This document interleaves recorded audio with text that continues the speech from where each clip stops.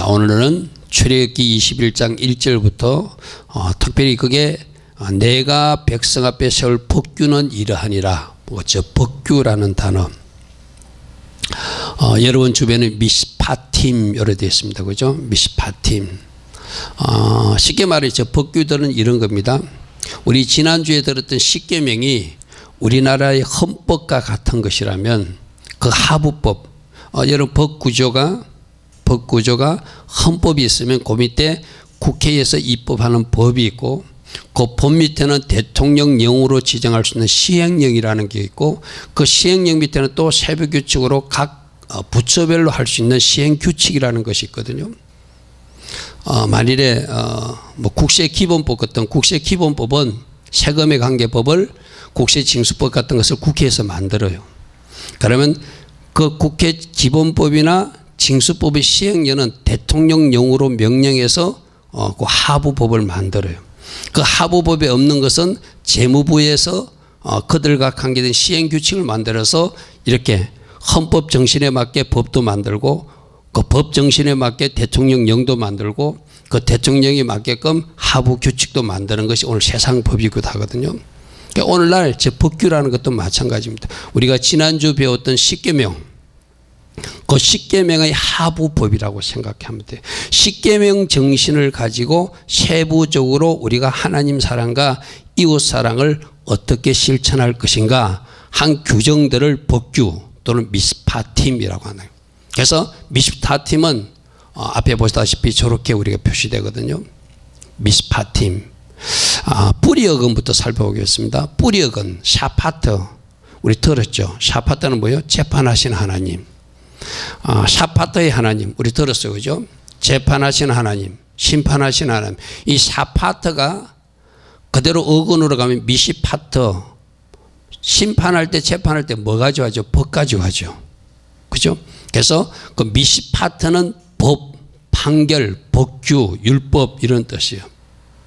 여러분들이 이제 여러분 히브리를 택했기 때문에 저 미스파트에다가 요도라는 글자와 맴이라는 글자가 들어간 복수라고 그랬어요. 그죠? 복수. 끝단위에 요도라는 글자와 맴이라는 글자가 들어가면 복수들을 그러니까 법들 이 말이에요. 미스파티면 법들. 우리 성경에는 법규는 이러하니라는데 정확한 번역은 법규들은 이러하니라. 이런 말이죠. 그죠? 그래서 뿌리어근부터 샤파트라는 단어에서 미스파트가 왔고 미스파트를 복수형을 쓰다 보니까 미스파팀, 법규들. 이 법규들이 뭐라고요? 마치 십계명이 헌법이라면 그 헌법의 하부법들을 하나님 우리에게 만드셔서 하나님께서 우리가 어떻게 이웃 사랑과 하나님 사랑을 실천할 것인지를 우리에게 주신 그 세부 규정이다 이렇게 이해하면 되겠죠. 그래서 십계명을 주신 하나님은 10가지를 줬다고 하는 것은 온전한 계명을 주었다는 뜻이에요. 온전한 법을 주었다. 근데 그 십계명이 하나님과의 결혼 계약서라고 그랬어요. 그죠? 여러분, 우리 일반 세상에서도 남녀가 결혼하면 한 몸이 된다 이러잖아요. 그죠? 우리도 하나님과 결혼하기 위해서 주님과 한 몸, 에하드가 돼야 되거든요. 에하드가 되려면은 주님의 형상을 가진 주님하고 주님의 형상을 가질 우리가 하나 되기 위해서는 우리가 주님의 형상으로 바꾸어져 가지고 비로소 주님과 에하드 하나 돼야 되는 거예요. 그래서 주님의 형상을 갖기 위한 그 과정으로 하나님 사랑과 이웃 사랑을 잘 실천해야 네가 주님을 닮은 주님의 형상을 가진 신부가 되어서 비로소 주님과 한 몸이 된다 말씀하세요. 아멘. 그러므로 십계명은 주님을 나를 신부로 맞이하기 위해서 네가 하나님 사랑과 이웃 사랑을 잘 실천해야 되는데 그 잘 실천하는 헌법적 규정과 같은 아주 온전한 아주 중요한 계명 10개를 우리에게 주셨어요. 그것을 잘 실천하게 되면은 내가 비로소 주님과 에하드 하나가 된다는 거예요. 할렐루야 아멘. 따라합니다. 에하드 하나가 되는 것. 아멘. 하나가 되는 것. 에하드 이 단어는 히브리어로 우리 기억합시다. 그래서 십계명을 주신 하나님은 너는 나 하나님과 하나가 되야 되는데 하나가 되는 방법이 십계명을 준수하는 것이고 그 십계명의 하부 준칙으로 주는 법규들을 잘 이행함으로써 비로소 나와 하나가 된다는 거예요. 아멘. 자, 제 앞에 스크린에 나와 있는 다바르라는 단어를 보십시오. 다바르. 다바르가 히브리어로 말씀이란 뜻이거든요. 우리 다바라의 하나님 배웠어요?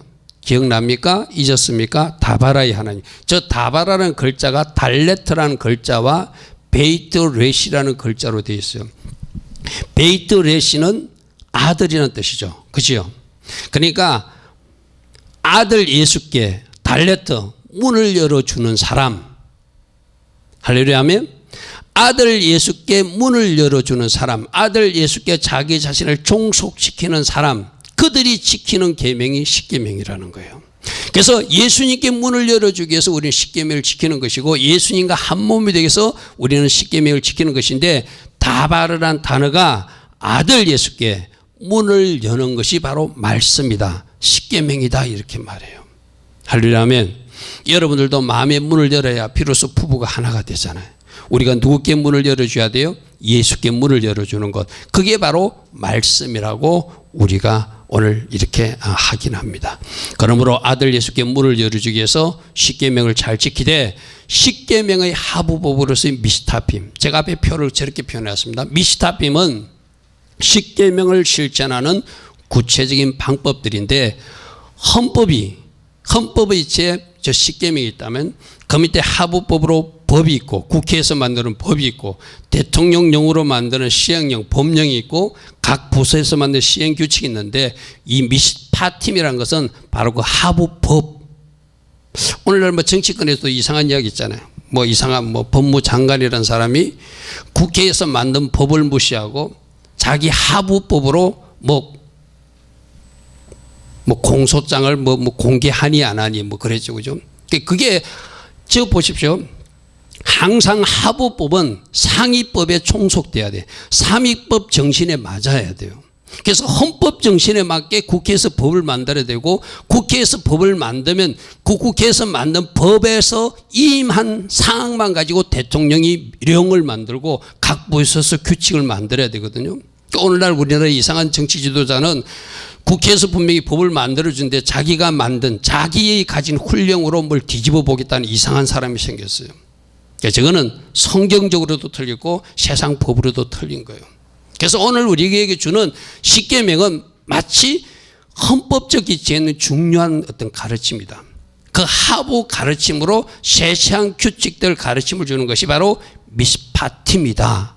이렇게 이해하시고 앞에 따라합니다. 미시파팀은 법규는 십계명을 실천하는 구체적 방법들입니다.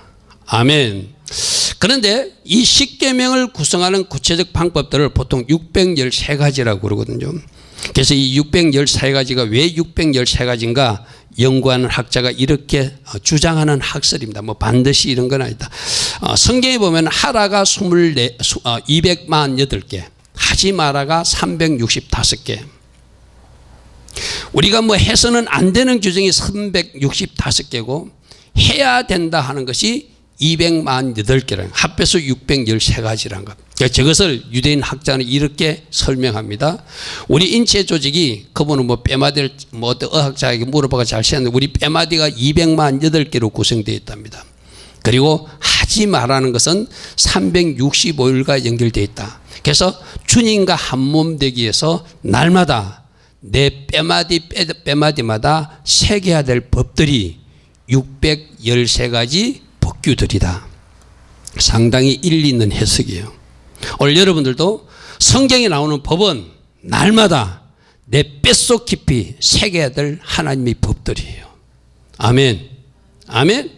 날마다 내 속빛이 내 뼈 깊숙이 새기라고 248개의 하라의 명령과 365개의 하지 말라의 명령을 주셨다는 거예요. 그래서 물론 이렇게 말할 거예요. 그럼 우리 구약에 나와 있는 이 모든 걸 다 지켜야 됩니까? 아니에요. 제가 오늘 분명히 말하지만 문자적으로 다 지키라는 것이 아니라 십계명 정신에 맞는 그 법 정신을 존중해서 하나님이 하지 말라는 것은 하지 않아야 되고 하나님이 하라고 하는 것은 한다는 규정이지 이대로 다 지키라는 것은 절대 아니에요. 오해하지 않기를 바랍니다. 오늘 성경에 보면 어떤 말씀이 있는가 하면은 부모를 저주하거나 부모를 폭행하는 자는 사형에 처하라 이래 되었어요. 이 말은 뭐죠? 사형에 처하는 것, 또 그렇게 처벌하는 것에 방점이 있는 것이 아니라 부모에게 그렇게 함부로 하지 말라는 것에 방점이 있는 거예요. 부모를 잘 공경하는 데 방점이 있는 거예요. 오늘 여러분들이 이 성경을 잘못 읽으면 안 돼. 이 처벌 규정에 관심을 갖는 것이 아니라 왜 이런 처벌 규정을 두는가? 하지 말라는 거예요. 그런 짓은 하면 안 된다는 것을 강조하기 위해서 처벌 규정을 둔 것이, 오늘날도 우리가 성경대로 그럼 이렇게 사형에 처합니까? 안식일 안 지키면 어떻겠죠? 죽여버렸잖아요. 안식일 아니요, 다 죽였으면 다 죽이라는 거 아니죠. 안식일 잘 지키라는 말이죠. 아멘. 이것을 성경 말씀을 그렇게 이해하십시오. 안식일 안 지키는 사람을 죽이라는 말이 아니고 안식일을 잘 지키라는 말로 받아들이면 돼요. 아멘. 그렇게 우리가 이 말씀을 이해하고 따라올 수 있는 여러분들을 축복합니다. 그래서 내 안에 바로가 있고 내 안에 애국 건성이 있는데 이것을 지워야 주님과 한 몸이 될 수 있기 때문에 날마다 해야 할 것, 하지 말아야 될 것, 그것을 잘 지켜나가는 것이 미스파팀 법규들이다. 그래서 이 말씀을 지켜나감으로, 이 말씀대로 살아나감으로 나는 죽고 예수로 살아서 비로소 주님과 한 몸이 될 수 있다는 것이다. 이걸 문자적으로 적용하는 것이 아니라 법규를 통한 오늘의 가르침, 법 정신에 주목하는 것. 왜 이 규정을 두었는가? 그게 더 관심을 갖고 우리가 접근하는 것이 바르게 미스파팀을 적용하는 방법이기도 하다. 할렐루야 아멘. 다시 강조합니다. 문자적으로 제대로 다 지키라는 거 아닙니다. 문자적 적용보다 법규를 통해서, 이 법을 통해서 오늘 우리에게 어떤 것을 주님은 말씀하고 있는가. 자, 여러분 말씀 하나 좀 찾아볼게요. 샘플로 제가 A시를 하나 냈죠. 출애굽기 21장 15절 뒤에도 나오겠지만 먼저 샘플로 어떻게 이 미스파팀을 적용해야 되는가. 21장 15절에 보면 자기 아버지나 어머니를 치는 자는 반드시 죽이라 이렇게 되어 있어요. 시기에서 자기 아버지나 어머니를 폭행하는 사람, 학대하는 사람, 자기 아버지나 어머니에게 악한 일을 하는 사람, 심지어는 죽이는 사람 것까지 포함되겠죠. 이런 사람은 반드시 죽이라. 우리가 이 성경을 읽을 때 이런 사람은 반드시 죽이라에 방점을 두는 것이 아니라 그 부모를 학대하거나 그 부모에게 악한 일을 하거나 그 부모에게 폭행한 일은 하지 말라는 데 방점을 둬야 돼요. 이 말은 뭐죠? 제5계명 부모를 잘 공경하라는 말씀과 연결되는 거예요. 아멘. 아멘. 성경에 이런 사람 죽이라 했으니까 오늘날도 죽여야 되는가? 그게 아니라는 거예요. 부모님을 잘 공경하라는 제5계명을 지키라는 것을 강조했다는 말씀이라는 것이죠. 그죠? 자, 그 다음에 또 다른 말씀도 있습니다. 17절 한번 보십시오. 21장 17절에 자기 아버지나 어머니를 저주하는 자, 말로 멸시하거나 저주성 말을 하는 사람, 뭐 오늘날도 그런 사람 있잖아요. 자기 부모에게 함부로 말하는 사람들. 그런 사람도 구약의 성경을 죽여버리래. 오늘날 구약 성경대로면 죽을 사람들 참 많죠. 그죠? 이 죽이라는데 강조가 있는 것이 아니라 이러지 말라는 거예요. 아멘. 부모에게 함부로 하지 말라는 거예요. 부모에게 함부로 말도 하지 말라는 거예요. 그래서 우리가 처벌 법규보다 십계명에서 가르치는 그 정신을 강조해서 이 말씀 오늘날 우리가 적용하면 우리가 이 말씀을 어떻게 따라가야 되는지를 가르쳐주는 교훈이라는 거예요. 그래서 십계명이 헌법이라면 그 세부 아래의 가르침이지만 그것을 문자적으로 적용 다 하라는 것이 아니라 거기서 가르치는 교훈은 무엇인가? 십계명 정신을 살려서 부모 잘 공경하라는 것이 오늘 출애굽기 21장 15절과 17절의 말씀이라는 거예요. 할렐루야 아멘. 부모를 잘 공경하는 여러분 되기를 축복합니다. 그래서 한 가지씩 우리 좀 살펴보겠는데, 자, 종에 대한 것, 폭행에 대한 것, 살인에 대한 것, 배상에 대한 것, 나그네를 어떻게 대할 것인지, 고아 가부는 어떻게 대할 것인지 이런 법을 자세히 기록했는데 이 저녁에 다 할 수는 없으니까 몇 개만 샘플로 좀 살펴보겠습니다. 종으로 섬기면은 21장 2절에 보니까 6년 동안 그 가정에서 종으로 살았으면은 7년째는 자유인에 대해서 나가라 이런 규정이 있어요. 오늘날 여러분들 종으로 사는 사람 아무도 없잖아요. 그럼 이 말씀은 우리에게 해당되지 않는 말씀인가 이 말이에요. 이것은 뭘 가르치는가 이 말이에요. 종으로 살면 7년째는 자유하라. 자, 이걸 오늘날 안식일 개념하고 좀 적용해 보십시오. 이 6년을 6일로 한번 생각해 보십시오. 여러분들이 6일 동안 종으로 살아야 돼. 누구의 종으로 살아야 되죠? 예수님 종으로 살아야 돼. 말씀의 종으로 살아야 돼. 그럼 7일째 안식일 나는 자유함을 주신다는 거예요. 안식을 주신다는 거예요. 아멘. 아멘. 오늘날 이 우리가 종으로 사는 사람도 없잖아요. 그죠? 물론 일부 저 아프리카 같은 데는 있지만, 그럼 이게 오늘날 우리에게 어떻게 적용하는가?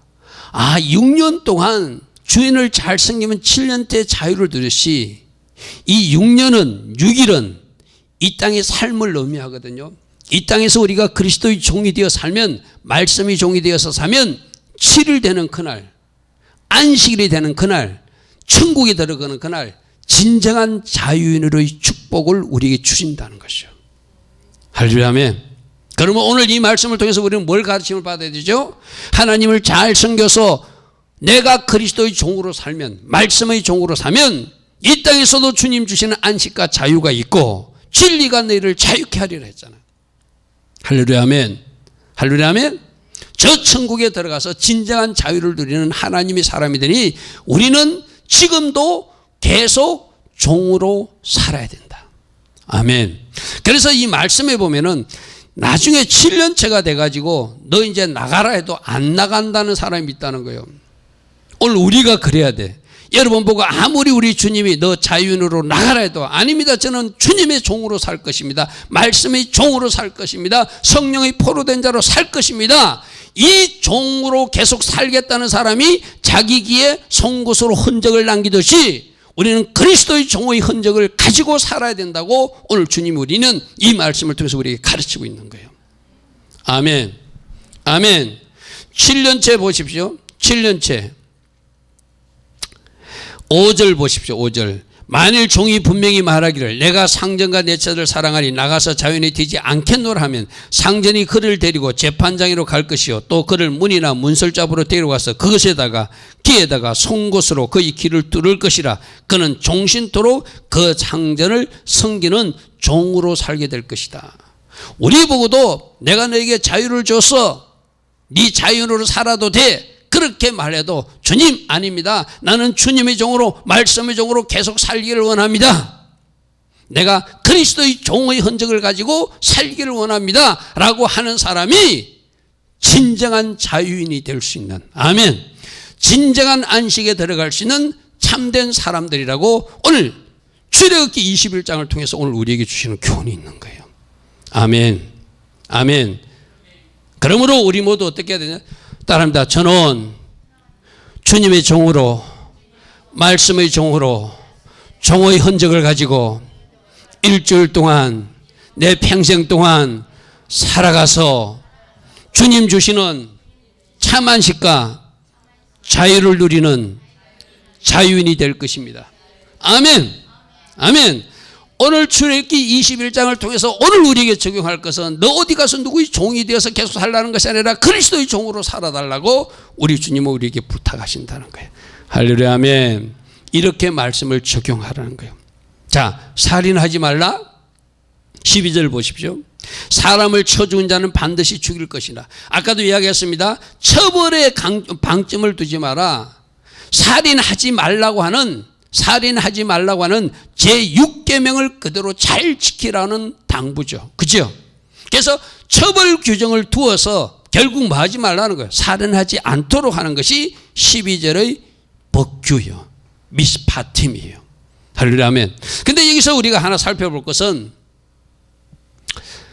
사람을 죽이기는 죽였는데 고의로 죽이지 않는 고의적 살인이 아닌 경우, 또 정당한 살인이라고, 이 구약에는 생명에서는 생명으로, 누군가 우리 가정에 누군가를 죽이면 내가 그 가정의 대표로 가서 그 사람 죽인 사람을 죽일 수 있는 것을 정당한 살인이라고 하거든요. 그런 사람인 경우는 아무리 살인죄를 저질렀어도 하나님이 정해주신 도피성으로 피하면 살려두라는 말씀이 있어요. 그게 13절 말씀 보십시오. 만일 사람이 고의적으로 한 것이 아니라 나 하나님이 사람을 그의 손에 넘긴 것이면 내가 그를 위하여 한 곳을 정할 것이다. 한 곳을 정할 것이다. 이스라엘은 6곳의 도피성이 있었죠. 그죠? 도피성으로 피한 사람을 살려줬거든요.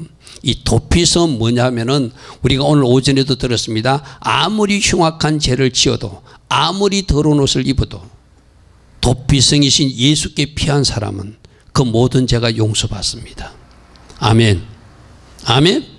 바로 구약의 도피성을 통해서 너희들 죄짓고 거리로 도망가라고 하는 것이 아니라 장차 내가 보낼 메시아 예수가 너희들에게 도피성이 될 것이다. 할렐루야. 아멘. 우리 오늘날도 마찬가지잖아요. 뭐 이 세상에서 살인죄를 저지르는 사람도 그 사람이 진짜 예수를 믿으면 그 감옥에 가가지고 예수님 영접하고 어쩌면 이 땅에서는 사형 판결을 받고 사형 처벌을 받을지 모르지만 그분에게는 영생이 허락되는 것이죠. 도피성하수로 들어가신 분이죠. 그죠? 그분은 영원한 생명을 얻었잖아요. 그래서 그런 것을 우리가 여기서 말씀해 주세요. 도피성 제도, 예수와로 피한 사람, 어떤 죄를 저질러도 살아날 수 있다 말씀하세요. 그런데 여기서도 하나 보면 히브리서 10장 26절에 보면은 나중에 집에 가서 찾아보십시오. 뭐 여러 가지 찾을 시간 없으니까 짐짓죄, 고범죄를 범한 사람은 용서받지 못하는 규정이 있어요. 사망에 이르는 범죄가 있다고 분명히 말씀하세요. 그러니까 우리가 오늘 하나님께서 살인하지 말라. 근데 내가 너희들에게 도피성 제도를 주어서 그 사람조차도 구원할 것이다. 그러나 히브리서에서는 짐짓죄나 고범죄, 사망에 이르는 죄를 범한 사람은 그 사람은 용서받지 못한다는 규정도 있다는 것 참고로 여러분 기억하시기 바랍니다. 자, 아까 부모 폭행하고 저주한 사람 우리가 살펴봤어요. 그죠? 부모 잘 공경하라는 이야기라고 그랬어요. 자, 그 다음에 23절부터 25절에 보면은 생명은 생명으로 갖고 눈은 눈으로 갖고 이는 이로 갖고 손은 손으로 발은 발로 된 것은 된 것으로 상하게 한 것은 상함으로 때린 것은 때림으로 갚을 지니라. 쉽게 말해서 누가 내 눈을 찌르면 나도 눈을 찔러도 되고 누가 내 손을 다치게 했으면 나도 상대방의 손을 다치게 해도 된다고 이걸 동해보복법이라고 하거든요. 구약에는 이런 법을 주었어요. 자, 이것도 우리가 잘 이해해야 될 것은 이 법 정신은 뭐냐면은 너 상대방을 눈이 찔렸으니까 너도 상대방의 눈을 공격해가 방점이 아니라 네가 먼저 눈을 찌르면 상대방도 네 눈을 다치게 할 수 있으니까 상대방 눈 찌르지 말라는 이야기예요. 아멘. 이게 법정신이에요. 법정신. 우리 성경 말씀을 잘못 이해하면 저 사람이 나에게 이랬으니 나도 이렇게 하라고 성경은 말했어. 그건 성경을 잘못 읽는 사람이에요. 무슨 말이겠죠? 어떤 사람들 그러니까 저 사람이 나한테 잘못했으니 나도 이렇게 돼. 그 말이 아니라니까요. 여기서 눈에는 눈, 이에는 이, 갚아라는 의미가 아니고 네가 눈을 찌르면 그 상대방도 너 눈을 찌르게끔 하니까 그 눈을 상하게 하지 말라는 이야기예요. 이웃사랑 실천을 이렇게 실천하라는 거예요. 할렐루야 아멘. 할렐루야 아멘. 자, 우리 예수님 가르침 한번 보십시오. 이거는 꼭 찾아봅시다. 출애굽기 21장 여러분 좀 잊혀보 놓으시고 마태복음 5장으로 갑시다. 우리 예수님도 그랬잖아요. 아까 우리 예수님도 살인하지 말라도 우리 예수님 뭐라고 했죠? 미워하는 것까지 하지 말라고 그랬어요. 그죠? 그죠? 우리 예수님 더 적극적으로 우리에게 요구하셨어요. 마태복음 5장 말씀 한번 펴보십시오.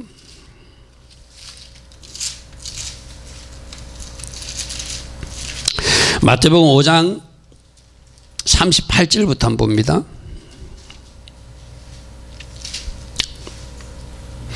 눈은 눈으로 이는 이로 갚아라 하였다는 것을 너희가 들었어. 우리 조금 전에 보면 그 말씀이에요. 그죠?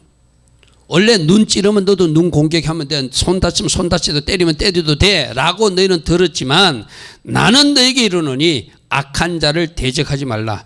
누구든지 내 오른편 뺨을 치거든 왼편도 돌려대며 또 너를 고발하여 속옷을 가지고자 하는 자에게 겉옷까지도 가지게 하고 누구든지 너로 억지로 오리를 가게 하거든 그 사람과 심리를 동행해 주고 내게 꾸고자 하는 자에게 주며 내게 꾸고자 하는 자에게 내게 구하는 자에게 주며 내게 꾸고자 하는 자에게 거절하지 말라. 내 이웃을 사랑하고 내 원수를 미워하라 하였다는 것을 너희가 들었으나 나는 너에게 이르노니. 여러분 내가 여러분에게 늘 강조하는 것은 성경 모든 성경이 다 중요하지만 진짜로 중요한 성경은 예수님이 직접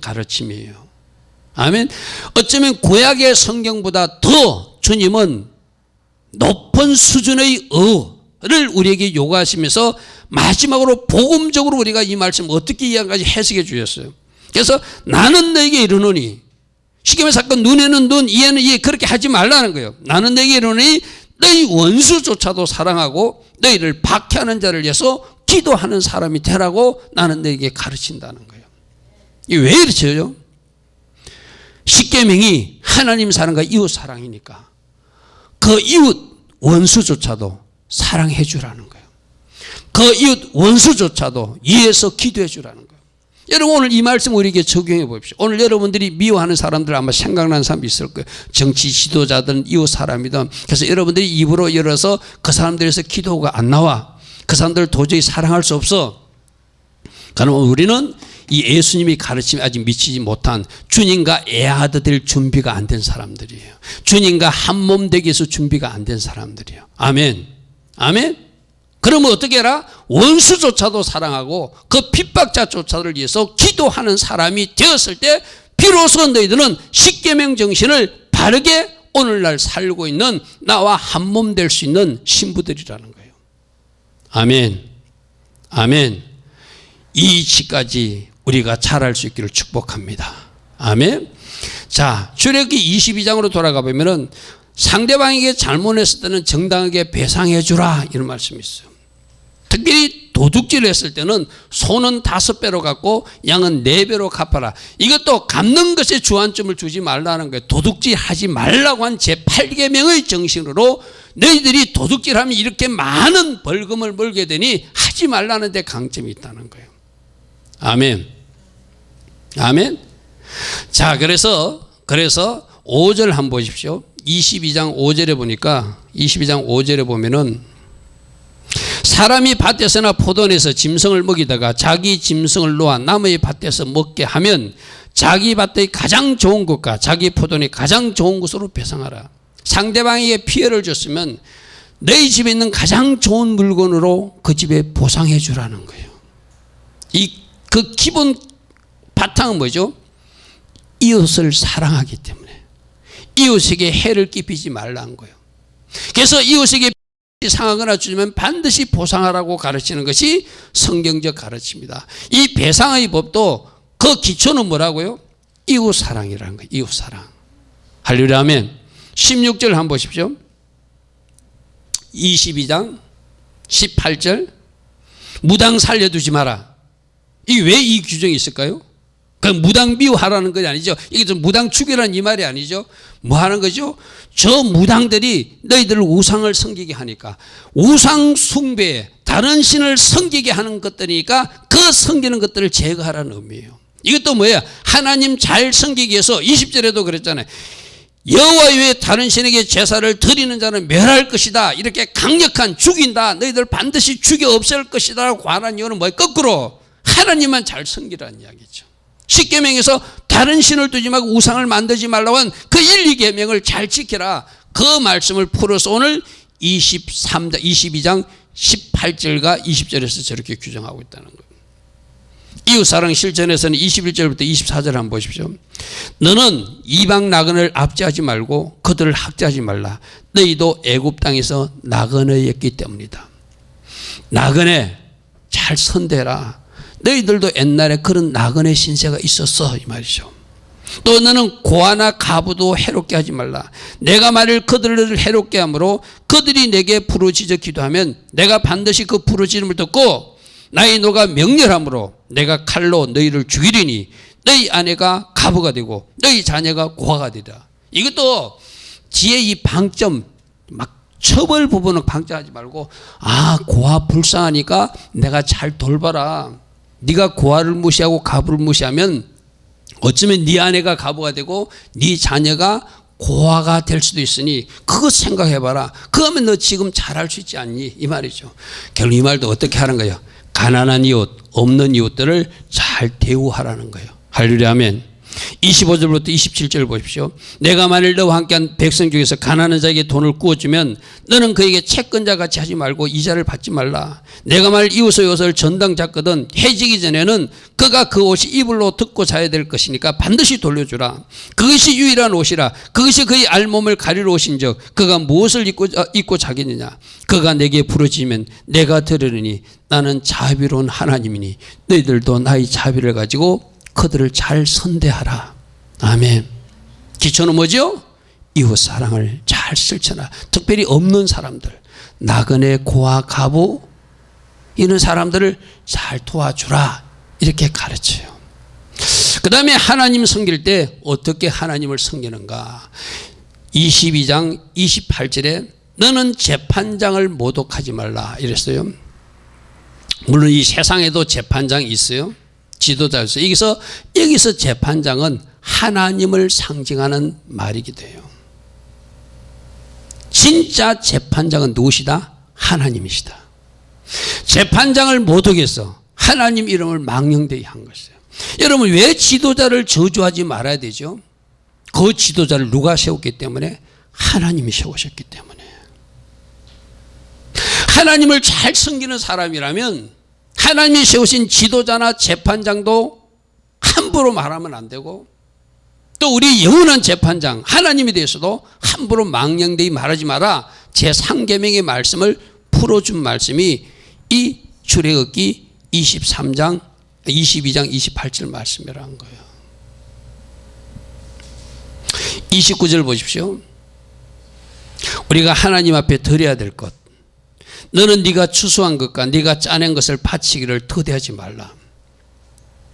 하나님 앞에 첫 열매 드릴 것 첫 열매 제때 드리고 우리로 말하면 11조 드릴 것 제때 드리고 여러분이 하나님 앞에 드릴 것 그거 아깝다고 움켜쥐고 있지 말고 더디하지 말고 초태생 아들과 초태생 새끼도 하나님 앞에 바로 드리듯이 그때그때 제대로 드리라.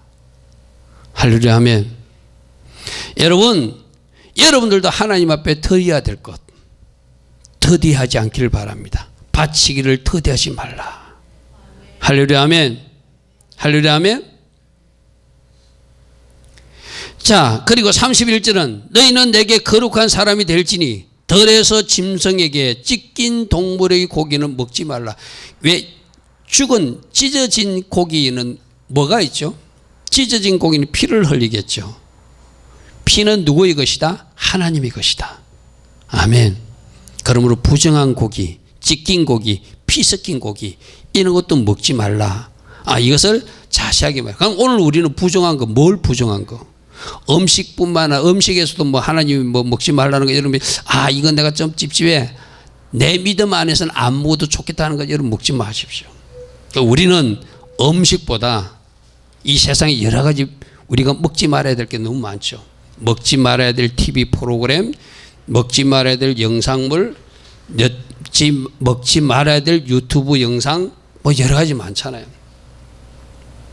오늘 그렇게 이 말씀 한번 적용해 보시기 바랍니다. 자, 그 다음에는 정의와 자비법 출애굽기 23장에 내가 몇 가지만 좀 추렸는데 1절 먼저 한번 보십시오. 너희는 거짓된 풍설을 퍼뜨리지 말고 이 거짓된 풍설 내가 보면서 요즘 가짜 뉴스 그게 생각났어요. 우리 성도들도 너무 가짜 뉴스에 막 젖어 있는 사람들도 내가 보았어요. 여러분 유튜브 뉴스는 진짜도 있지만 가짜도 많습니다. 좀 조심하십시오. 막 우리 성도 중에 그런 사람도 있더라고요. 뭐 유튜브에서 뭐 평택 보건소에서 뭐 이렇게 죽었다고 됐는데 유튜브에서 누가 떠들었나 봐. 평택 보건소에서 죽은 그 중국 사람이 이 신종 뭐 바이러스로 죽었다. 저도 모르는 정보를 저에게 막 주더라고. 그래서 다시 제가 검색해 봤어요. 그러니까 그 사람은 그 병으로 죽은 것이 아니라 8개월 전에 이 한국에 입국했던 사람이고 그진 한 달 정도 알코올로 술로 살았던 아주 어떤 당뇨병이고 여러 가지 병이 있던 사람인데 이제 몸이 안 좋으니까 보건소에 갔는데 보건소에서 그 쓰러져서 돌아가셨어요. 뭐 돌아가신 건 안타깝지만 이번 이 질병하고는 관계없거든요. 근데 그걸 유튜브에서 평택에 이렇게 죽었는데 정부에서 지금 쏘고 있다 막 그런 걸 퍼뜨려 놓은 거예요. 거짓된 풍설을 퍼뜨리지 말고 믿지 마라. 아멘. 여러분들이 진짜 진리의 영으로 인도받기를 바랍니다. 이 가짜 뉴스는 내가 생산도 하지 말아야 되고 퍼뜨리지도 말아야 돼요. 그죠? 거짓된 풍설을 퍼뜨리지 말고 악인과 연합하여 위정하는 정인도 되지 마라. 이거 뭐 위정하지 말라고 하는 제9금행과 관계되는 것이잖아요. 다수를 따라 악을 행하지 말고 송사의 다수를 따라 부당한 청은도 하지 마라. 자, 4절 한번 보십시오. 4절. 만일 네가 네 원수의 길 잃은 소나기를 보거든 반드시 그 사람 원수에게 돌려주라. 여러분 우리도 만일 막 미워하는 사람이 정말 잘못된 일이 있었어. 그러면 아이고 잘 됐어. 지금 어떻게 되는지 한번 지켜봐야지. 아마 구경하는 마음으로 지켜보고 싶을 거예요. 근데 우리 하나님은 네 원수의 소나 나귀가 길거리에서 헤매고 있거든. 그 원수일지라도 그 주인에게 돌려주래요. 나는 자비하신 하나님이니라. 나는 원수조차도 너희가 사랑하고 그들을 위해서 기도하기를 원하는 나 예수 그리스도이기 때문이다. 아멘. 그러니까 오늘 이 4절 같은 말씀을 우리에게 적용해 보십시오. 여러분 주변에 여러분들이 미워하는 사람, 여러분이 싫어하는 사람에게 안 좋은 일이 일어났어. 그때 박수치고 잘됐다 하는 것이 아니라 그 사람의 아픔을 내 아픔으로 내가 그 사람을 위해서 중보하고 무릎 꿇을 수 있다면, 그리고 그 사람이 위기를 만났기에 그 사람이 어려움을 닥쳤기에 오히려 내 주문을 털어서 그 사람을 도와줄 수 있다면 우리 하나님이 오히려 기뻐하시겠죠. 아멘. 이걸 오늘 일본이나 중국에도 적용해 보십시오. 우리 저 중국 참 싫어요. 솔직히 여러 가지 싫은 영역들이 있어요. 그런데 오늘 이 말씀을 적용하면 저 나라를 위해서도 내가 주문을 털어서 마스크라도 몇 개 사서 보내줘야 되겠구나. 할렐루야. 아멘. 그게 성경적 가르침이에요. 그게 성경적 가르침이에요. 얼마 전에 보도 보니까 아주 가난한 급식소에서 밥을 얻어 먹으신 분들이, 그분들이 돈을 모아가지고 마스크를 모아서 보낸다는 이야기를 내가 보았거든요. 우리도 도움을 받고 있지만 나보다 더 어려운 사람들에게 마스크 비록 10개라도 우리가 사서 100개라도 사서 보내고 싶다. 그래서 그분들이 동전을 모아서 보낸다는 이야기를 들었어요. 할렐루야. 아멘. 네가 만일 내 원수의 기리는 소나기를 보거든 반드시 그 사람에게로 돌려주라. 5절. 네가 만일 너희 미워하는 자의 나귀가 짐을 싣고 가려다가 엎드러짐을 보거든 그것을 버려두지 말고 그것을 도와 그 짐을 잘 가져갈 수 있도록 도와주라고 말씀하고 있어요. 할렐루야. 아멘. 성경적 가르침을 우리가 이런 건 뭐고 오늘날 난 나귀 끌고 가고 소인은 보지 못해 그대로 문자적 적용이 아니라 이 법정신은 어떻게 하라고요? 우리가 미워하는 사람들서도 차라리 도와줄 수 있는 위치에 서라. 할렐루야. 아멘. 그러니까 우리 주님은 참 좋으신 분이에요. 우리가 닮아가야 될 부분이고, 내 속에 바로와 애굽은 그 사람 싫어, 도와주기 싫어. 근데 너 그것을 지워야지 나 예수와 비로소 에하드 하나 될 수 있다. 그렇게 말씀하세요. 아멘. 여기까지 갈 수 있는 우리 모두 되기를 축복합니다. 아멘. 그래서 나그네를 압제하지 말고 뇌물도 받지 말고 여러 가지 규정들을 가르쳐. 그 다음에 오늘 우리 규정에 안식령 규정과 안식일 규정과 절기의 법도 오늘 우리 이 미스파팀 주간에 말씀하고 있어요.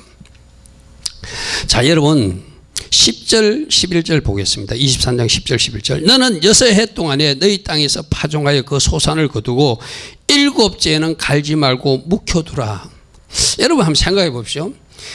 일주일에 하루 쉬는 것도 힘든데 1년 동안 농사를 안 짓고 내가 그 땅을 묵혀두면 과연 1년 후에 나는 먹고 살 음식이나 양식이 있을 것인가 상당히 걱정되잖아요. 근데 우리 하나님은 너 1년 동안 7째는 밭 갈지 말고 묵혀두라. 그 땅도 쉬게 하라 이 말씀이에요. 이거는 웬만한 믿음 가지고는 순종할 수 없는 상태예요. 오늘날도 이스라엘에 가면은 안식년 이 규정을 지키면서 우리는 안식년을 지킵니다고 그 밭에다 프랭카드를 내건 사람들이 있다고 제가 언젠가 말했죠. 그죠? 근데 여러분 생각해 보십시오. 안식년 규정을 지키면서 1년 동안 밭 갈지 않고 농 갈지 않고 농사 짓는 사람이 1년 동안 묵혀뒀는데 그 1년이 지나서 그 사람을 굶어 죽게 하실, 굶기게 하실 하나님 같아요? 더 풍성하게 하실 하나님 같아요? 이거는 바로 하나님을 잘 믿는 사람들이 믿음의 테스트예요. 그리고 너희들이 묵혀놨을 때는 거기서 난 소출은 너희가 가지 말고, 그 다음 절을 읽어보십시오. 내 백성의 가난한 자들이 먹게 하라. 또 그 가난한 자들이 거두고 남은 것은 덜짐승도 먹게 하라. 결국 뭘 가르치죠? 이 안식년 규정을 통해서도 이웃 사랑을 실천하는 거. 너 1년 동안 농사 짓지 않고 내버려 두라. 그러면 저절로 나는 열매가 있을 것이다. 그 저절로 나는 열매는 네 집에 가지 말고 너 이웃들 가난한 사람들이 그것을 거두어서 먹게 하고, 그 가난한 사람들이 거두어 먹고 남은 것은 덜짐승 새들이 먹게 하라. 할렐루야 아멘. 할렐루야 아멘. 하나님에 대한 놀라운 믿음과 순종, 이웃사랑 실천을 이 안식년을 통해서도 가르치고 있어요. 맞습니까? 맞습니까? 자, 12절에 보니까 안식일을 지키라 이래 됐어요. 너는 엿새 동안에 내 일을 하고 일곱째 날은 쉬라. 안식일을 지키라. 근데 이 안식을 지키는 것을 다른 것에 방점을 두지 않고 오늘 여기서는 뭐에 방점을 두는가 하면 네 집에 있는 소도 쉬게 하고 네 집에 있는 종들도 좀 쉬게 하라. 할렐루야 아멘. 안식일 왜 해요? 우리는 안식일에 나를 위해서 안식일인데 여기서 지금 안식일은 너 말고 너 집에 있는 종들 그들도 쉬게 하고 네 집에 있는 소 그 가축들도 쉬게 하라. 이게 뭐죠? 그들에게조차 자비와 사랑을 베풀어서 그들도 좀 하루 쉴 수 있도록 해주라는 거예요. 할렐루야 아멘. 안식일을 통해서도 뭘 가르치죠? 이웃사랑을 가르치죠. 12절 다시 보겠습니다. 너는 엿새 동안에 내 일을 하고 일곱째 날은 쉬라. 내 소와 나귀가 쉴 것이며 내 여종의 자식과 나그네도 곧 너희들이 쉬기 때문에 숨을 돌릴 수 있을 것이다. 뭐죠? 끝에 우리가 읽어보면 이웃사랑 실천이에요. 할렐루야 하면 그들에게 쉴 수 있는 시간을 주라 이 말이죠. 쉴 수 있는 시간을 주라. 자, 그리고 절기도 지키라고 말하고 있어요. 그러니까 하나님 사랑과 이웃 사랑을 실천하는 것이, 그것이 구체적으로 헌법적 규정이 십계명이라면 그 세부법으로 안식년을 지키면서 하나님 사랑과 이웃 사랑을 이렇게 실천하고, 안식일을 지켜서 이웃 사랑을 이렇게 실천하고, 절기를 지켜서 하나님 사랑을 이렇게 보여주라 이 말씀이죠. 특별히 14절 보십시오. 너는 매년 3번 내게 절기를 지키라. 그래서 오늘날도 6월절, 오순절, 우리가 사도행전에 보니까 사도 바울이 전도여행을 하다가도 급히 예루살렘 올라간 이유는 오순절을 지키기 위하심이라 이래 되어 있어요. 그죠? 이 말씀에 1년에 3번 모든 남자들은 예루살렘에 올라오라고 하나님께서 말씀하셨는데, 이것이 하나님 사랑의 한 방편이라는 거예요. 하나님을 사랑하는 사람들, 하나님을 잘 지키는 사람들, 하나님을 잘 섬기는 사람들, 하나님 관계 대신 계명, 다른 신을 두지 않고 하나님을 잘 섬기는 사람들은 이 절기도 잘 지켜야 된다고 지금 말하고 있기 때문에, 그 사도 바울이 전도 유형 중에도 오순절까지 예루살렘에 가기 위해서 급히 올라갔다 그렇게 기록하고 있죠. 15절 보십시오. 너는 무교병 절기를 지키라. 내가 내게 명령한 대로 아비벌이 정한 때에 1일 동안 무교병을 먹을지니 이는 그달에 네가 애굽에서 나왔습니다. 빈손으로 내 앞에 나오지 말지라. 절기를 지킬 때는 절기 예물도 가지고 나와라 이렇게 말하고 있어요. 맥추제를 지키라. 이는 내가 수가의 밭에 뿌린 것에 첫 열매를 거둠이니, 수장제를 지키라. 이는 내가 수가에 이룬 것에 연말에 밭에서부터 거두어 저장합니다. 내 모든 남자는 매년 3번씩 주 여호와 앞에 절기 때 나와서 하나님께 영광을 돌리라. 이런 말씀들이 있어요. 이런 말씀들을 쭉 말씀하면서 24장 3절 한번 보십시오. 24장 3절. 모세가 와서 여호와의 모든 말씀과 모든 율례를 백성에게 전하며 그들이 한 소리로 응답하여 이르되 여호와께서 말씀하신 모든 것을 우리가 준행하리이다 약속했다는 거예요. 지금 길게 설명했어요. 저는 오늘 중에 다 살펴보지 마시고 몇 개 요약해서 살펴봤지만 안식년을 지키라, 절기를 지키라, 나그네에게는 이렇게 하라, 살인하면 안 된다, 폭행은 이렇게 하면 너희들이 이런 처벌을 받는다, 또 너희들 이웃에게 잘못했으면 잘 배상해야 된다, 원수의 나귀가 길에 있을지라도 도와줄 줄 알아야 된다, 다 말하니까 그들이 이 말씀대로 우리가 잘 준행하겠다고 약속하는 모습. 할렐루야 아멘. 따라합니다. 우리가 여호와께서 말씀하신 대로 모든 것을 준행하겠습니다. 아멘. 아멘. 오늘 24장 3절의 이 고백이 이스라엘 백성들의 고백뿐만 아니라 오늘 주님, 내가 오늘 주님의 법정신을 배웠습니다. 주님이 이 교훈을 통해서 무엇을 말씀하신지를 배웠습니다. 내가 오늘 깨달은 것 그대로 살아낼 것입니다. 내가 들은 모든 것을 그대로 살아내므로 말씀을 들은 자로 살겠습니다. 결단한다면 오늘 이 시간이 하나님이 기뻐하신 시간이 될 줄 믿습니다. 아멘. 아멘. 자, 7절 8절 한번 보십시오. 7절 8절 6절부터 볼게요. 모세가 피를 가지고 반은 여러 양푼에 담고 반은 제단에 뿌리고 언약서를 가져다가 백성에게 낭독하여 듣게 하니 그들이 이르되 여호와의 모든 말씀을 우리가 준행하리이다. 모세가 그 피를 가지고 백성에게 뿌리며 이르되 이는 여호와께서 이 모든 말씀에 대하여 너희와 세우신 언약의 피니라. 아멘. 피를 가지고 약속, 언약, 피로 약속하라. 여러분 보십시오. 앞에 저 스크린 잘 보십시오.